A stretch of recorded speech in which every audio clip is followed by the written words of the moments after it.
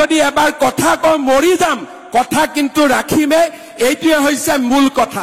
আজি আপোনালোকক কৈ গলো জুলাই মাহৰ 15 তাৰিখৰ আগতে সকলোৰে ঘৰত অৰুণোদয় ফিটিং আৰু সকলোৰে ঘৰত 10,000 টকা আমাৰ মহিলা উদ্যমিতাৰ চেক আমি আহি আপোনালোকক দি থৈ যাম। ভিডিঅ' ৰেকৰ্ডিং কৰি দিয়ক, অডিঅ' ৰেকৰ্ডিং কৰি দিয়ক। 15 জুলাইৰ আগতে সোণাৰীলৈকে আহিম, আমি ডিমলৈকে আহিম, নাজিৰালৈকে আহিম, শিৱসাগৰলৈকে আহিম আৰু আমি মামৰালৈকে আহিম আৰু সকলোকে 10,000 টকাৰ চেক আপোনালোকৰ হাতত আমি দি থৈ যাম। গ্যাৰেণ্টি মই আজি দি থৈ গলো। 1 লাখ টকা ললেও 1500 কোটি টকা মোৰ ঘৰত জমা হলহেঁতেন আৰু চাকৰিৰ কাৰণে 1 লাখ টকা দিয়াত কোনেও আপত্তি নকৰে, যায় 1 লাখ গলে গল, ল'ৰাজনৰ ঘৰততো চাকৰি হল। কিন্তু আজি আপোনালোকে চাওক 1 লাখ ল'ৰা ছোৱালীয়ে চাকৰি পালে, অক্টোবৰ মাহত আৰু 50,000 ল'ৰা ছোৱালীয়ে চাকৰি পাব। এখন তামোল পাণৰো খৰচ আজি বিজেপি দলে লোৱা নাই। কোনেও কব নোৱাৰে যে এই ল'ৰাজনক চাকৰি দিবৰ কাৰণে মুখ্যমন্ত্ৰী যোগেন মহান, তপন গগৈ, ময়ূৰ বৰগোহাঁই, কুশল দুৱৰী, কাবাক আমি ধৰ্মেশ্বৰ কোঁৱৰ, কাবাক আমি এখন তামোল হলেও খুৱাইছো। আজি আমি ওলোটাই চাকৰি পোৱা ল'ৰাৰ ঘৰত গৈ গামোচাৰে তেওঁলোকক সন্মান জনাইছো। পইচা লোৱাটো বাদেই, এতিয়া এডিআৰি ৰিজাল্ট দিব, এতিয়া শিক্ষকৰ ৰিজাল্ট দিব, কোনেও কতো টকাৰ নামে ল'ব পৰা নাই। এটা বছৰৰ 4টা বছৰৰ ভিতৰত মই পাহৰাই পেলালো যে চাকৰিৰ নামতো টকা ল'ব পাৰি। এতিয়া মানুহে ভুলতেও চিন্তা নকৰে, দালাল বিলাক নিজে নিজে গাঁতৰ তলত সোমাই গল। চাকৰি পইচা লোৱা দালাল বিলাক নিজে নিজে গাঁতৰ তলত সোমাই গল। যি কাম 75 বছৰত হোৱা নাছিলে, 4টা বছৰত আমি তাক কৰি দেখুৱাই দিলো যে অসমত দুখীয়া মধ্যবিত্ত মানুহৰ পৰা চাকৰিৰ নামত টকা পইচা ল'ব নোৱাৰে। আজি ঠেলা চালকৰ ল'ৰাই চাকৰি পায়, ৰিক্সা চালকৰ ল'ৰাই চাকৰি পায়, বাগিচাৰ ল'ৰাই চাকৰি পায়, গাঁৱৰ ল'ৰাই চাকৰি পায়। মাত্ৰ পঢ়া শুনা কৰিব লাগে আৰু ভগৱানে যদি বিজেপিৰ চৰকাৰ ৰাখে প্ৰত্যেক বছৰে আমি এনেকে দুখীয়া ল'ৰাক চৰকাৰী চাকৰি দি গৈ থাকিম। আমি অসমৰ যুৱক যুৱতীৰ মাজত নতুন প্ৰাণৰ আমি সঞ্চাৰ কৰিম। শ্ৰদ্ধাৰ ৰাইজ, আজি আপোনালোকে চিন্তা কৰক, বিধানসভাত কংগ্ৰেছ দলে মোক সমালোচনা কৰে অৰুণোদয় কিয় দিছে। তাৰমানে কংগ্ৰেছ দলক মই সুধিব খুজিছো, আপোনালোকে অৰুণোদয় আঁচনি বেয়া পায় নেকি? আজি 40 লাখ দুখীয়া পৰিয়ালে অৰুণোদয় আঁচনি পাইছে। আপোনালোকৰ এই মানুহবিলাকৰ লগত কি শত্ৰুতা আছে? তেওঁলোকক যেতিয়া মই সুধো তেওঁলোকে বেয়া পায়, কয় হিতাধিকাৰীৰ সৃষ্টি কৰিছে। হিতাধিকাৰীৰ সৃষ্টি কৰা নাই, দুখীয়া দৰিদ্ৰ মানুহক আমি সহায় কৰিছো। আৰু সেইকাৰণে আজিৰ সভাত মই কংগ্ৰেছী বিলাকৰ কাণত চিঞৰি চিঞৰি মই কৈছো যে যিমান মানুহে ফৰ্ম পালে তেওঁলোকেতো অৰুণোদয় পাবই, আৰু যোন মানুহে অৰুণোদয় পোৱা নাই দুখীয়া মানুহে, তাৰ বাবে এতিয়াও মই প্ৰত্যেক সমষ্টিত শিৱসাগৰ, নাজিৰা, মামৰা, সোণাৰী আৰু আমাৰ ডিমৌ প্ৰত্যেকটো সমষ্টিত মই আৰু 5,000কৈ পৰিয়ালক অৰুণোদয় দি দিম, যাতে কোনো পৰিয়াল অৰুণোদয়ৰ পৰা বঞ্চিত নহয়। আজি আমাৰ ইয়াত জিলা পৰিষদৰ সদস্যসকল আছে, আঞ্চলিক পঞ্চায়তৰ সদস্যসকল আছে। মই অনুৰোধ কৰিম, গাঁৱত যেতিয়া ইলেকশ্যনত যাব কোনোবা যদি দুখীয়া মানুহে কয় মই অৰুণোদয় পোৱা নাই, নাম লিখি লৈ আহিব।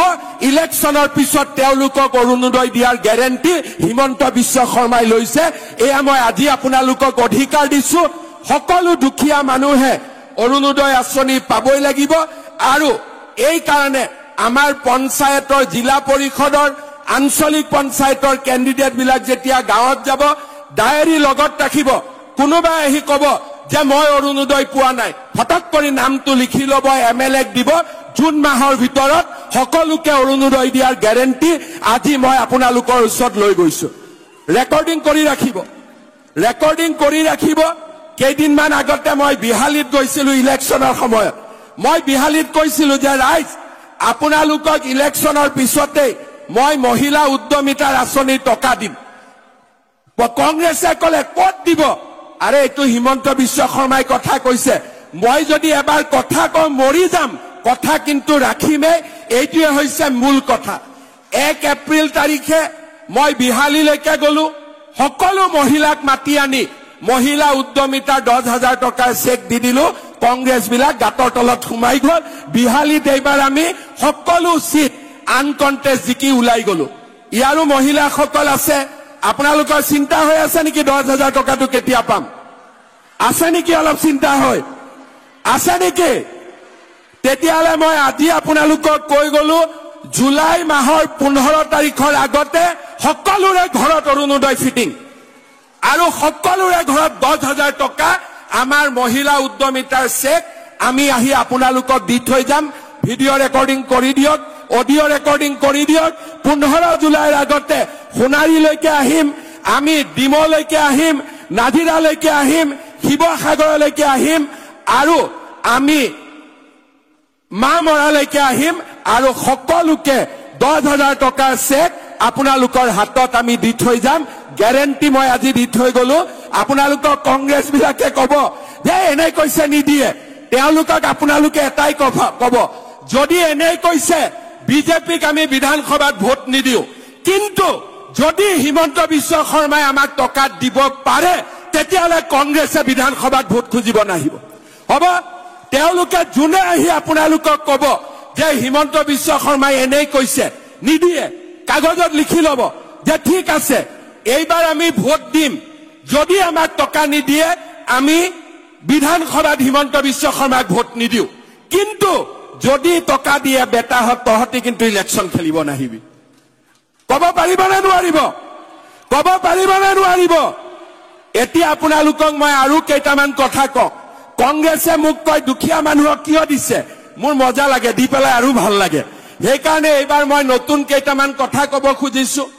যেতিয়া মোদী ডাঙৰীয়াই ৰেচন কাৰ্ড দিলে, বিনামূলীয়াকৈ আমি ৰেচন কাৰ্ডত চাউল পালো, তাৰ পিছত আমি কি পালো যে ৰেচন কাৰ্ডখন দেখুৱালে 5 লাখ টকালৈকে হস্পিটালত আমি বিনামূলীয়া সাহায্য পাব পাৰো, বিনামূলীয়া চিকিৎসা হ'ব পাৰে। এইবাৰ কলেজৰ এডমিশনৰ সময় মই আজি আপোনালোকক এটা কথা কৈছো যে এইবাৰ কলেজত এডমিশন লবৰ কাৰণে আপোনালোকে গাঁওবুঢ়াৰ চাৰ্টিফিকেট ল'ব নালাগে, মৌজাদাৰৰ চাৰ্টিফিকেট ল'ব নালাগে, ৰেচন কাৰ্ডখন দেখুৱালে আপোনালোকে বিনামূলীয়া এডমিশন পাই যাব। এই কথাখিনিও মই আজি আপোনালোকক কৈ থৈ গৈছো যে এইবাৰ ৰেচন কাৰ্ড দেখুৱালে কলেজত বিনামূলীয়া এডমিশন হৈ যাব।